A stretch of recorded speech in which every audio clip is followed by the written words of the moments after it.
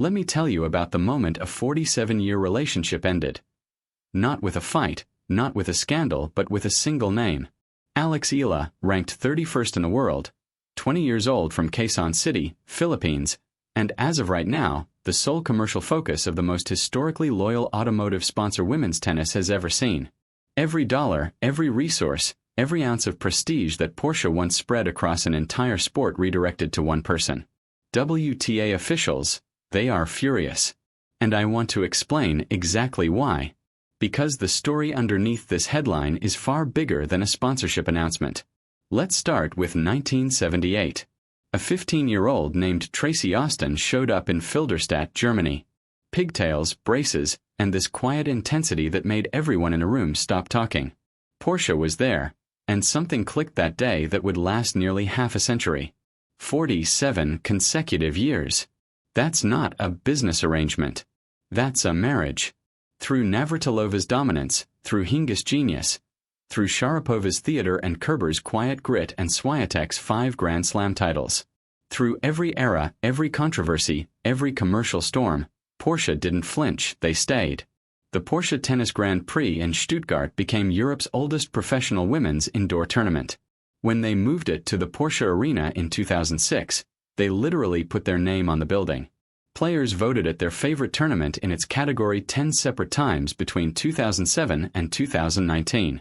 33,000 people packed that arena in 2025, the highest attendance since the pandemic. Porsche ran the Porsche Talent Team. They donated €100 per ace to Stuttgart children's charities. They had Emma Raducanu as a brand ambassador. Angelique Kerber. They built something real, organic, deep, genuine. When Irina Sabalenka walked into a Stuttgart press conference and said, "I want to finally win the Porsche this year," it felt like a personal statement, not a sponsor read. That's what 47 years of investment looks like. And then December 2025 happened. Mercedes-Benz walked into the room. What they announced wasn't just a sponsorship. It was the largest single commitment in the documented history of women's professional sport. Starting January 1, 2026, the WTA Tour officially became the WTA Tour, driven by Mercedes-Benz. Title partner, global exclusivity, net post signage at every tournament on Earth. Porsche, the brand that had built women's tennis' most iconic partnership, suddenly found itself in a corner. Now, technically, they were protected. Tournaments with existing automotive deals could keep them. Stuttgart was Porsche's tournament.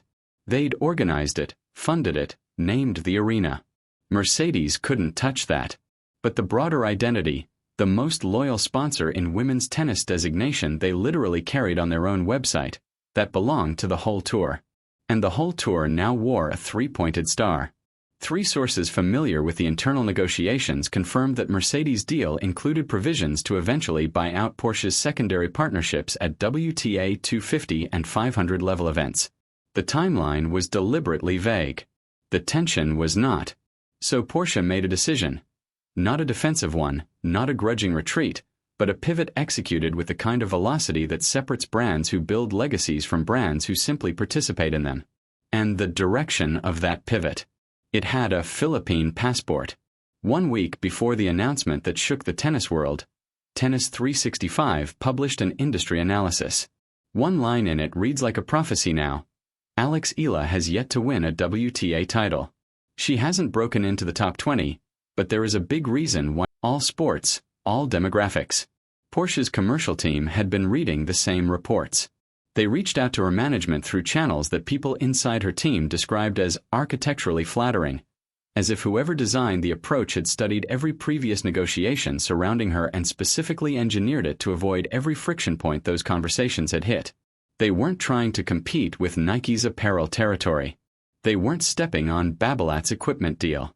They weren't crowding Globe Telecom or BPI or Locally Juice or the Milo partnership that had just launched on February 22nd at SM Megamall, where Milo Philippines VP of Marketing described Eala as embodying a powerful full-circle story and their brand's most complete expression of its champion development philosophy.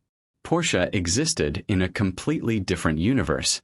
Automotive prestige, lifestyle aspiration, European heritage fused with performance engineering.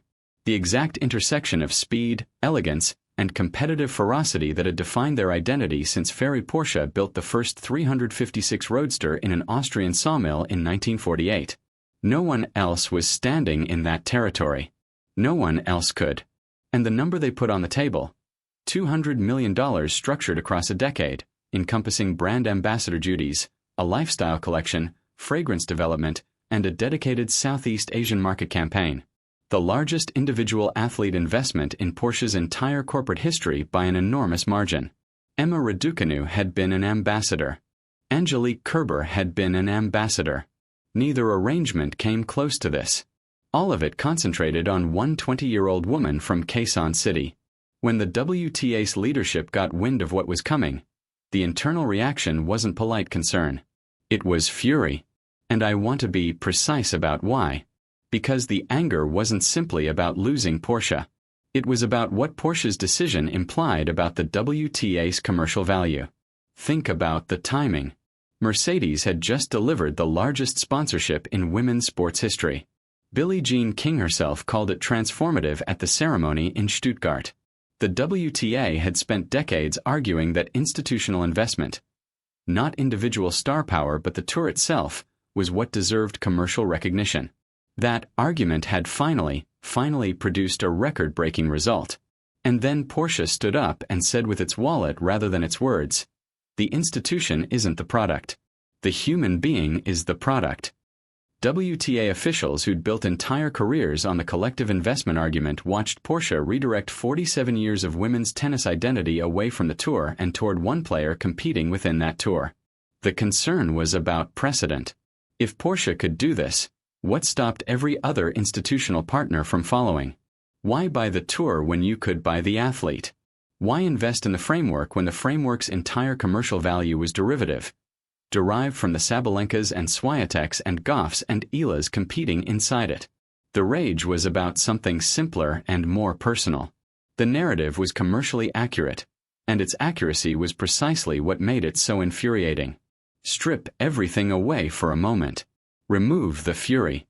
Remove the commercial warfare. Remove the WTA officials staring at their phone at 7 a.m., watching their professional morning rewrite itself in real time. What you have left is a girl from Quezon City who began 2025 ranked 140th in the world. She ended it ranked 50th with her first WTA title from Guadalajara, her first Grand Slam main draw victory from the US Open, her first 500-level final from Eastbourne, and a year-end reflection she posted not as a victory lap, but as a love letter to her family, to her team, to her supporters, and to baby Alex, the little girl who made the enormous choice that made the woman possible. By February 23, 2026, she'd reached a career high of 31. She'd just beaten Jasmine Paolini, world number 7, in Dubai. Her fourth top 10 victory, a statistical pace the WTA's own department described as historically premature for a player at her current ranking. She represented the Philippines at the 2025 SEA Games in Thailand. Gold in women's singles, bronze in mixed doubles and team events. She led Team Philippines to a 5-0 sweep in the Billie Jean King Cup, personally undefeated, securing a promotion the Philippine Tennis Federation called a generational milestone. Vogue Philippines cover. Tatler Philippines cover. Globe Telecom signed her at 8 years old. Babolat Equipment, Nike since 2019, who for her Wimbledon debut commissioned a Sampaguita hair tie, a national flower accessory, because someone there understood her cultural identity specifically enough to make that gesture rather than a generic branding moment. She competed in Milo sports clinics as a child and returned as their ambassador in 2026, not as a commercial transaction, but as the literal living fulfillment of what that program was always supposed to produce. And Vera Files and Rappler spent months fact-checking fabricated sponsorship stories about her because her community's emotional investment in her recognition consistently outpaced what any verified commercial reality had yet delivered. People were making up fake sponsorships because the real ones felt too small for who she was becoming. Gigi Salmon, Sky Sports lead presenter, said it plainly at a London tennis industry gathering. In terms of her appeal, the crowds that follow her, she might already be the biggest star. Coco Gauff, reigning Grand Slam champion whose own commercial portfolio is one of the most sophisticated in women's sports, publicly referenced the Federer phenomenon, the idea that when you play a certain kind of star, some portion of the crowd didn't primarily come to see you. Porsche cited both of those observations in their internal justification documents. They cited the 33,000 people in the Porsche arena in 2025. They cited Southeast Asia's luxury market trajectory.